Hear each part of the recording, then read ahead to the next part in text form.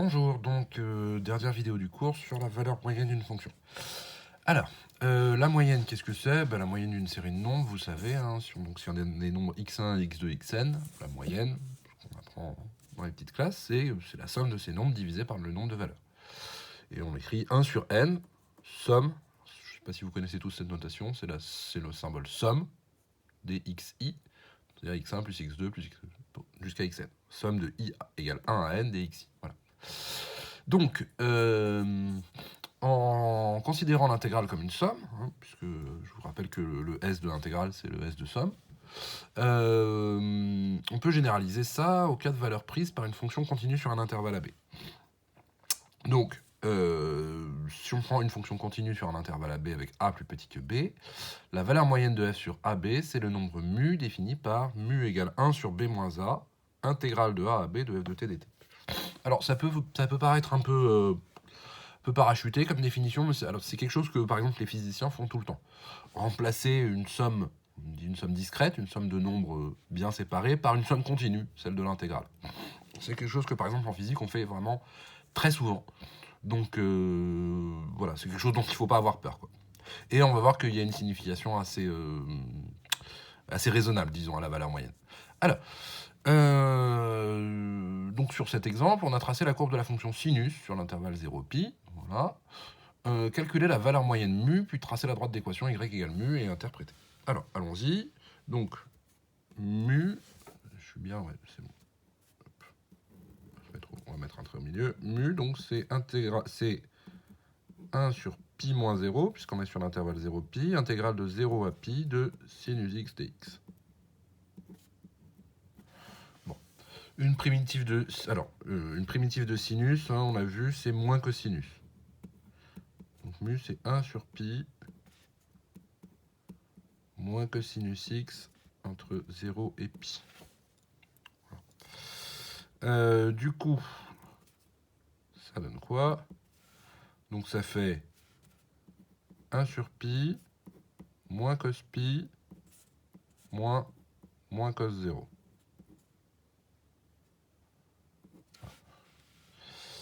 Et donc, vous obtenez mu égale, alors, 1 sur pi, donc moins cos pi ça fait moins 1, donc moins cos pi ça fait plus 1, moins 1, donc 1 moins 1, on obtient 2, et divisé par pi, donc mu égale 2 sur pi.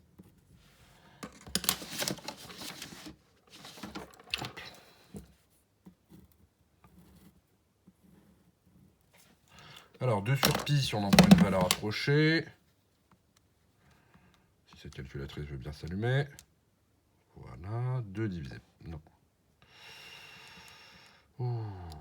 2 divisé par pi, disais-je. On obtient environ 0,64. Ok. Ça va être pour tracer la valeur, pour tracer la droite. Donc mu égale environ 0,64.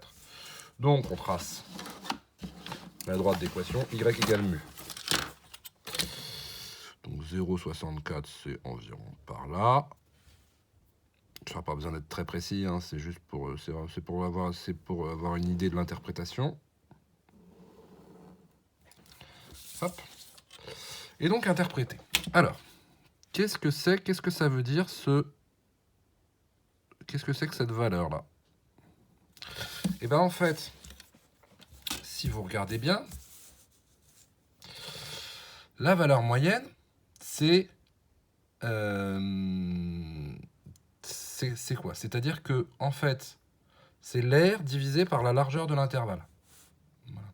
Donc, qu'est-ce que ça veut dire plus concrètement? Ça veut dire que l'aire qu'il y a ici, dans ce rectangle, okay, c'est exactement la même aire que l'aire du domaine sous la courbe. Voilà. Donc, l'aire du rectangle est égale à l'aire sous la courbe.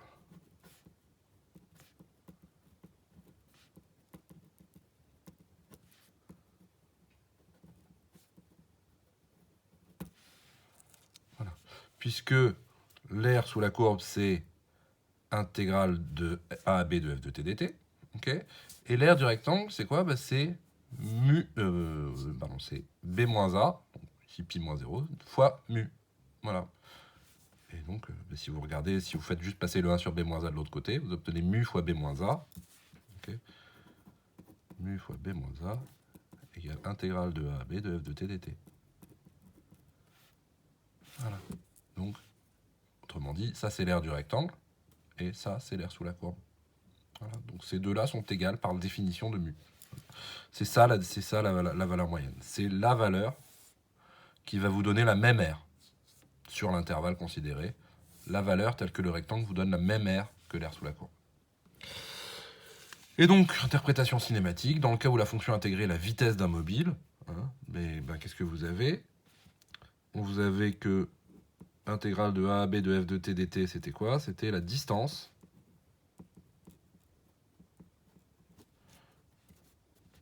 je vais plutôt les appeler T1 et T2. C'était la distance parcourue. Ok. Et donc à ce moment-là, mu, c'est quoi? C'est intégrale. C'est 1 sur T2 moins T1, intégrale de T1 à T2 de f de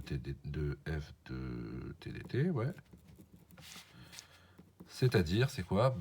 Ça c'est la distance